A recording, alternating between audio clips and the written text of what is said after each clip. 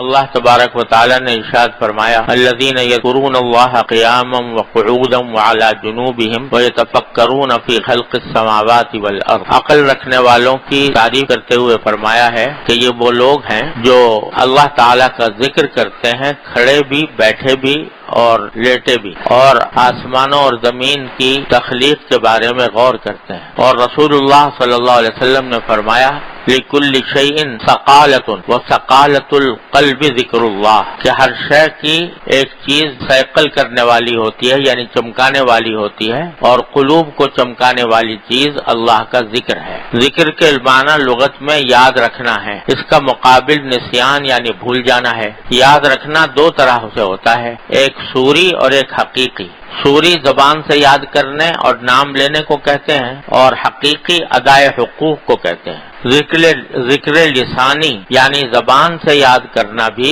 ذکر اللہ کا ایک فرض ہے مگر ناقص، اور ذکر حقیقی ذکر اللہ کا فرض کامل ہے۔ اگر دونوں جمع ہو جائیں یعنی ادائے حقوق کے ساتھ ذکر لسانی بھی ہو تو سبحان اللہ درجہ اکمل ہے۔ غرض کوئی خیر دنیا و آخرت کی نہیں ہے جو ذکر اللہ میں نہ آ گئی ہو۔ یہ جو بار بار عرض کرتا ہوں کہ اپنے سوچ کا رخ موڑنے کی ضرورت ہے کہ دن رات ہم جو دنیا کے کاموں اور دنیا کی راحتوں اور اس کی لذتوں کے خیال میں مگن رہتے ہیں، ان خیالات کا رخ اللہ جل جلالہ کی طرف، اللہ تبارک و تعالی کے ذکر کی طرف اور اللہ تبارک و تعالی کی نعمتوں کی طرف موڑنا چاہیے، اور اس رخ موڑنے کے نتیجے میں انشاءاللہ اللہ تبارک و تعالیٰ سے دن بدن قرب حاصل ہوگا۔ اللہ تبارک و تعالیٰ ہمیں آپ کو سب کو اس کی توفیق عطا فرمائے۔ لیکن یہ جیسا پہلے بھی عرض کیا تھا، یہ ایک لمحے میں، ایک دن میں، ایک دم سے یہ بات نہیں ہوتی، کیونکہ انسان کے خیالات جو ہیں وہ اس کے اختیار میں نہیں ہوتے، اکثر و بیشتر غیر اختیاری طور پر خیالات آتے رہتے ہیں۔ لیکن اللہ تبارک و تعالیٰ کی سنت یہ ہے اور تجربہ بھی یہ ہے کہ جس چیز کی اہمیت زیادہ ہوتی ہے اور جس سے محبت زیادہ ہوتی ہے اس کا خیال زیادہ آتا ہے۔ اگر انسان کو اپنے پیسے کمانے کی اہمیت ہے دل میں، اور دنیاوی راحت و آرام کی اور لذتوں کی اہمیت دل میں ہے، تو اسی کے خیالات زیادہ آئیں گے۔ کسی شخص سے، کسی ذات سے، کسی کام سے، کسی چیز سے محبت ہے تو اس کے خیال زیادہ آئیں گے۔ تو اللہ تبارک و تعالی کے حضور پیش ہونے اور اللہ تبارک و تعالی کے سامنے جواب دہ ہونے کی اہمیت جب دل میں بیٹھے گی کہ پتہ نہیں کس وقت میری موت آ جائے، کس وقت میری آنکھ بند ہو جائے، کس وقت میں قبر میں پہنچ جاؤں، کس وقت میں اللہ تبارک و تعالیٰ کے حضور حاضر ہو جاؤں، جب اس بات کی اہمیت دل میں آئے گی کہ آخرت زیادہ اہم چیز ہے بنسبت دنیا کے، دنیا کا کچھ پتہ نہیں کتنے دن کی ہے، اور جو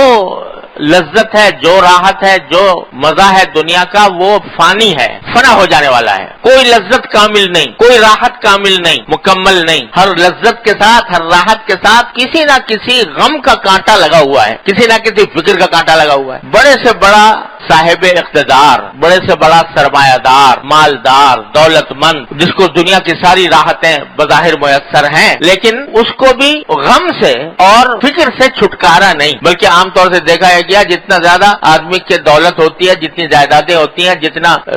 تجارت وسیع ہوتی ہے، کاروبار بڑا ہوتا ہے، اتنے ہی غم زیادہ ہوتے ہیں، اتنی فکریں زیادہ ہوتی ہیں، چھن نہ جائے، یہ نہ ہو جائے، وہ نہ ہو جائے۔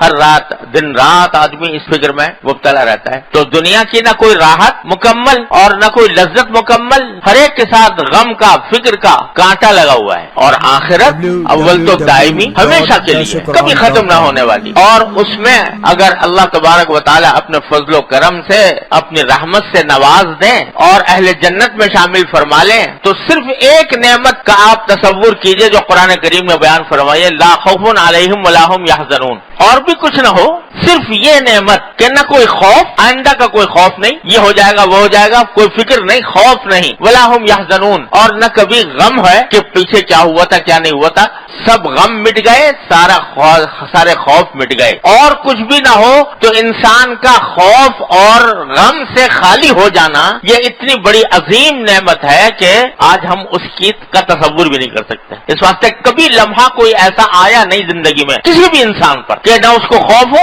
اور نہ حزن ہو، نہ کوئی غم ہو، ایسا لمحہ آج تک کسی انسان پر آیا نہیں۔ تو جب ایسی کیفیت ہو جائے کہ نہ خوف ہو، نہ حزن ہو، نہ غم ہو، تو اور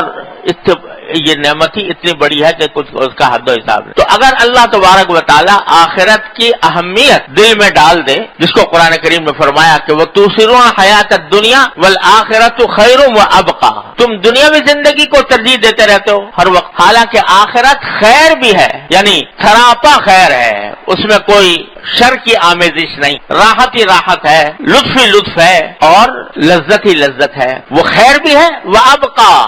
اور پائیدار بھی ہے کہ ہمیشہ رہنے والی ہے، کبھی ختم نہیں ہونے والی۔ تو اللہ تبارک و تعالیٰ اپنے فضل و کرم سے آخرت کی اہمیت اگر دل میں بٹھا دے تو پھر جس چیز کی اہمیت ہوتی ہے اس کا خیال بھی زیادہ، جب اس کو میں درست کروں، اس کو بہتر کروں۔ دوسرے، محبت، اللہ جل جلالہ اپنے فضل و کرم سے اپنی محبت عطا فرما دے، اور دعا مانگتے رہنا چاہیے کہ اللہ اپنی رحمت عطا، اپنی محبت عطا، اللہم ارزقنی حبک وحب من یحبک، اے اللہ اپنی محبت عطا فرما، اور جو آپ سے محبت کرتے ہوں ان کی محبت عطا فرما۔ تو محبت اللہ تبارک و تعالی عطا فرما دے تو جس چیز کی محبت ہوتی ہے اس کا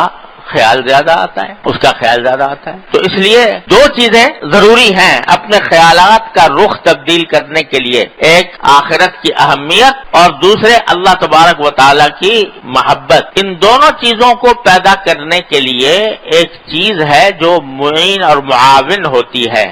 مددگار ہوتی ہے، اور وہ ہے ذکر لسانی، اللہ تعالیٰ کا ذکر۔ جتنا جتنا اللہ تعالیٰ کا ذکر کیا جائے گا اتنا ہی اللہ تبارک و تعالیٰ سے قرب بڑھے گا۔ قرآن کریم نے فرمایا کہ اذکرونی اذکرکم، میرا ذکر کیا کرو، میری یاد کیا کرو تو میں تمہیں یاد کروں گا۔ جب اللہ یاد کرے، اللہ تبارک و تعالیٰ یاد کرے کسی کو تو پھر اس کو اپنا قرب بھی عطا فرمائیں گے۔